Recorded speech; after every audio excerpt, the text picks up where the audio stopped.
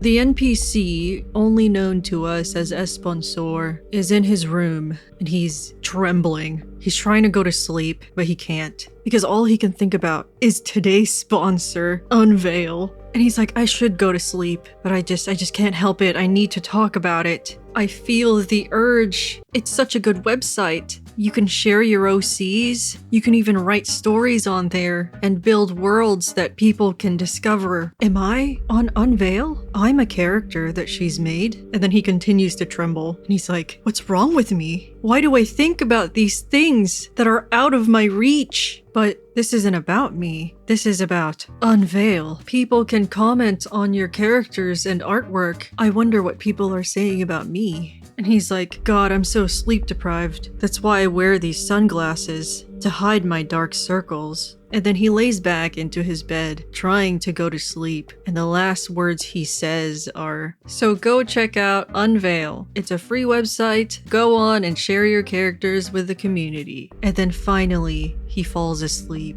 What else is in store for Esponsor? Why is he compelled to constantly talk about sponsors? Is he cursed? Can this curse be taken away? Who knows?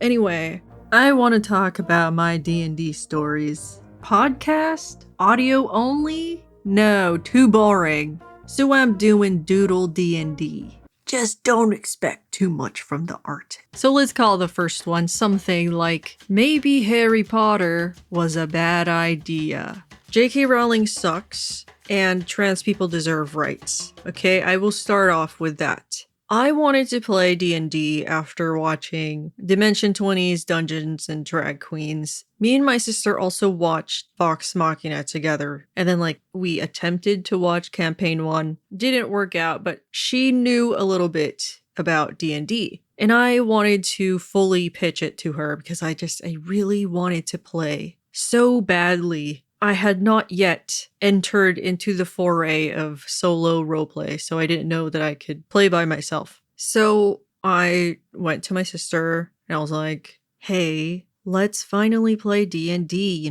why not? Let's learn it. And she was like, okay, well, what theme are we gonna do? What world are we gonna play in? And I asked her, well, what world do you want to play in? Because I'm probably gonna be the one that has to DM. And I was just kind of down for anything. I just wanted to play. And she was like, well, what about Harry Potter? That's an existing world. And you can just take that and make a story for it, right? And I was like, okay, I guess. What a bad idea. What a horrible idea. So I was like, all right, how do I play Harry Potter in D&D? And so I went to Reddit, of course I would, and I just looked up Harry Potter D&D. Then I found this conversion, but the thing is, I didn't know anything, okay? I didn't read the player's handbook. I barely even knew that it existed. I was about to DM. I hadn't even looked at the DM's guide. I hadn't even laid eyes on it. So I see this little 5e conversion of Harry Potter, and because I'm stupid and I don't read, I missed the little, paragraph that says, this is a supplement. It doesn't teach you how to play 5e. You still need to know how to play 5e. So I'm reading it because I skipped to the good parts. And I'm like, all right, so here's some subclasses for, I don't know, sorcerer. What's font of magic? What the hell is meta magic? What are sorcery points?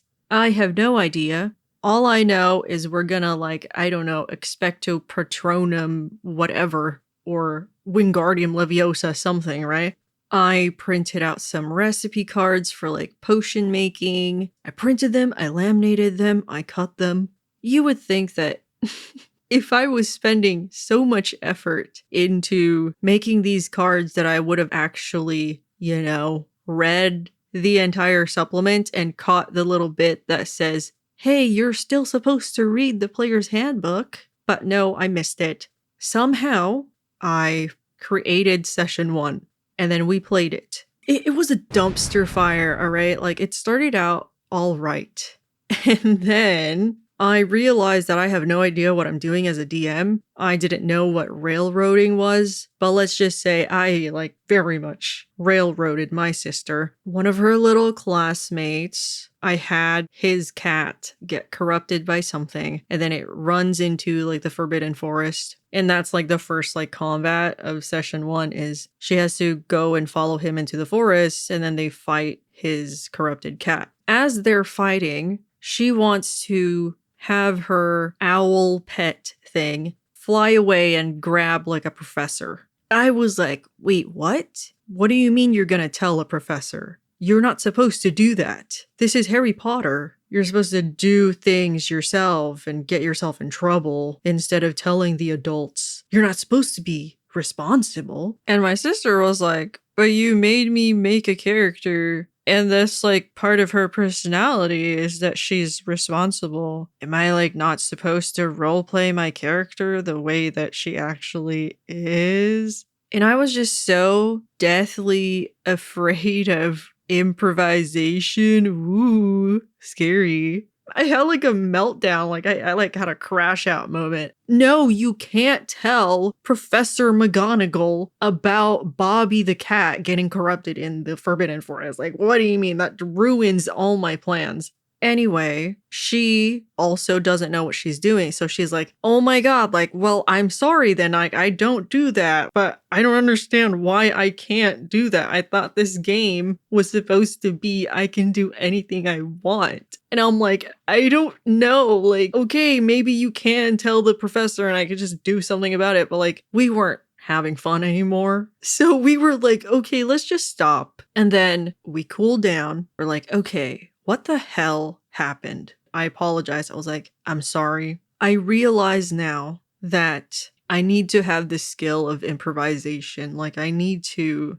be able to work with what you give me. And I wasn't willing to work with you in that moment. And you know, we had a mature conversation about it. I finally saw that little paragraph that says, you should learn 5E. And I was like, oh, what the hell is 5E? Like, what does that mean? So I did some Googling, read some shit on Reddit. I actually pulled up a PDF of the player's handbook. I discovered exactly where we went wrong. And so I explained that to my sister, and she's like, oh, okay, let's just not do Harry Potter, all right? And I was like, thank God. Now I am looking at my pile of like 100 cards of like Wingardium Leviosa, right? It is now collecting dust in a drawer somewhere because we have never gone back to that. But anyway, it was a learning experience, you know, very first time playing D&D. I'm pretty sure my sister didn't make her character the proper way. Also, I made like a DMPC that I was fully going to play with her.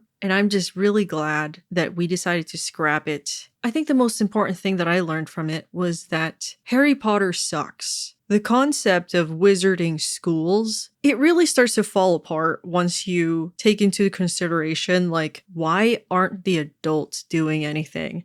Eventually, I wanted to redeem myself and give my sister the wizarding or magical academy experience that she wanted in D&D. So like a year later, I picked up Strixhaven, and we kind of ran into the same problem. Like, oh, can't I just tell people about this thing that's happening so that they can help me? And I was like, please, let's not do this again. All right, like, can you just be irresponsible and keep some information away from the professors? I mean, I still let her tell them. The players are supposed to be investigating something, and, you know, people are getting hurt. And if they go and they tell a faculty member, like, hey, there's these like things that are happening, maybe you should go do something about it. The book tells you, oh, brush it off.